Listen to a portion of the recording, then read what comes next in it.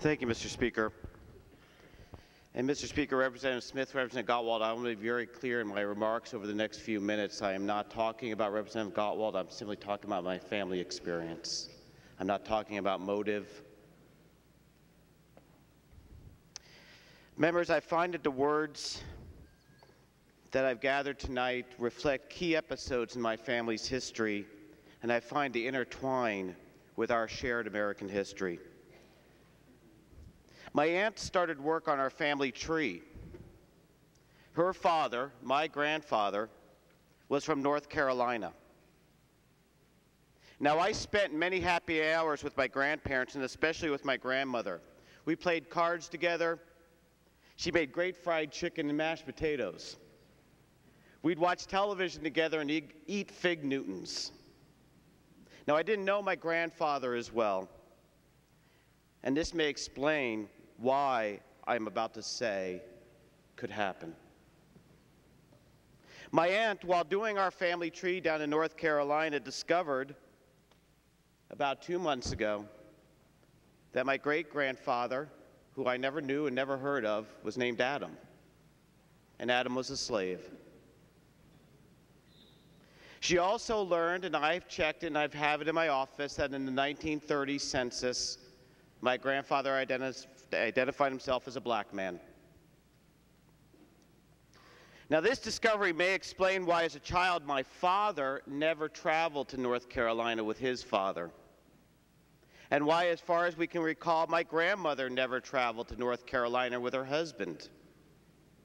Why? I'll never know. They're both dead. I can't ask them. I wish I could. But I do know that in North Carolina, interracial marriage was illegal. True, their marriage was legal in New York, where they married. But I do trust, friends, that you can understand why I wonder what went through their heads and their hearts as my grandfather traveled alone to North Carolina to see his family. Now, North Carolina had an anti-miscegenation law that prohibited interracial marriage, as I mentioned. That law was on the books until 1967.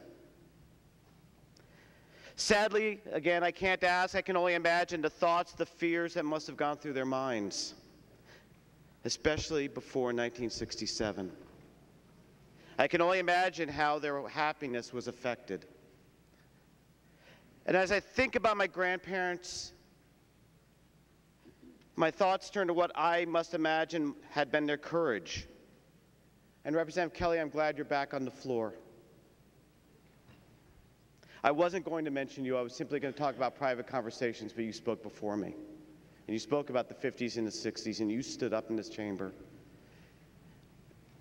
Representative Kelly, your courage inspired me to tell this story. I wasn't going to. I was back and forth.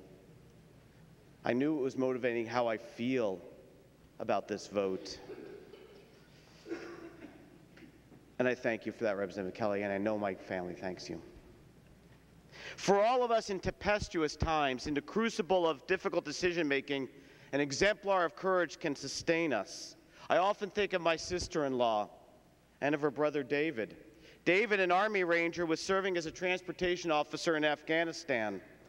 He was aboard a CH-47 Chinook when it went down 80 miles south of Kabul. All 18 aboard were killed. Midge, my thoughts often turn to David and to you in times like this. I can only hope to emulate the courage and the commitment that you both showed. And Sergeant Kriesel, I thank you for your courage. Now, my wife Martha and I treasure the times that we spend with Midge, with Walter, watching our children and their children play together as cousins. And before I turn to my concluding remarks, I have to acknowledge the influence that Martha has had upon me as I deliberate and listen. For 30 years now, Martha's commitment to her convictions has driven me to approximate as best I can her inspiring model. Members, I share these thoughts aloud because I think I have a moral duty to do so. I do so also in the vain hope of articulating some of the touchstones that have informed my developing views on this issue. I have sought common themes and principles to guide me. And despite what we saw yesterday, I've prayed. And I find that the emerging story and the principles are those of America itself. And I believe it's a positive, hopeful story. It's a narrative that's not without its sad chapters. Joy and pain are intertwined, as I'm sure Adam felt, and my grandfather. But I believe the trajectory is upward. My faith tells me the trajectory is upward. The conditions under which my great-grandfather lived are no longer acceptable. The story is one of courage, not of mine, but those of you in this room, Representative Kelly and Sergeant Kriesel, and those outside this chamber, who have voluntarily thrust themselves into danger, have exposed themselves to criticism because they did what they thought was right and for the public good.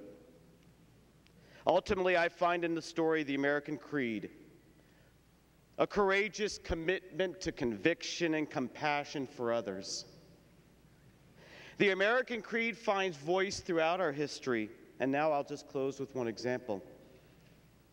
For I believe we all agree that we hold these truths to be self-evident, that all men are created equal, that they are endowed by their Creator with certain inalienable rights, that among these are life, liberty, and the pursuit of happiness. Thank you.